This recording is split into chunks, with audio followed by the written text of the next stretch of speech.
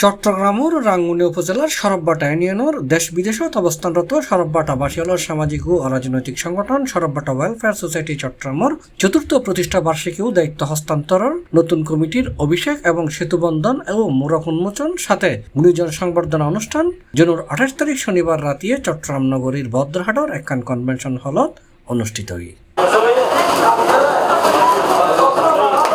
এটা প্রথম অধিবেশনের সভাপতিত্ব করছি সরববাটা ওয়েলফেয়ার সোসাইটি চট্টগ্রামের সাবেক সভাপতি ডাক্তার আবুল ফাজল। আমরা এই রাঙ্গুনিয়াতে যদি আপনারা ঘরে ঘুমাইতে না পারেন, এই রাঙ্গুনিয়াতে যদি আপনারা সুস্থভাবে বসবাস করতে না পারেন, আমি মনে করি উপস্থিত যারা আছেন আমরা সবাই এটার জন্য দায়ী।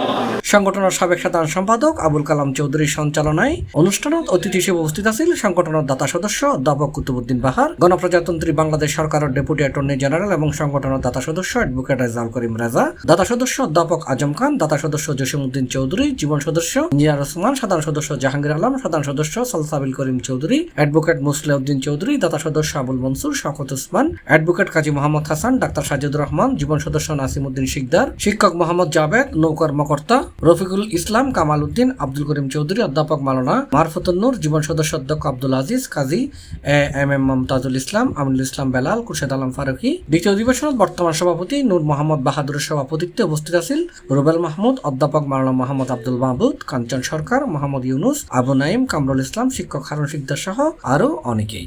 এই সেতু আপনার বিএনপির বিগত সময়ে ওয়েলফেয়ার সোসাইটির আমি বিগত 2 বছর যাবৎ দায়িত্ব পালন করেছি। চতুর্থ প্রতিষ্ঠাবার্ষিকীর আমরা 3টা পর্ব শেষ করছি। রাঙ্গুনি একটা সমৃদ্ধ জনপদ হিসেবে সরববাটাকে নিয়ে কাজ করবেন।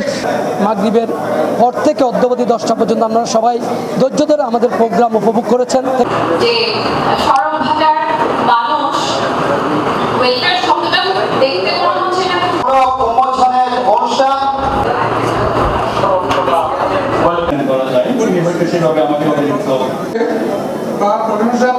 অনেক কষ্ট করতে হয়।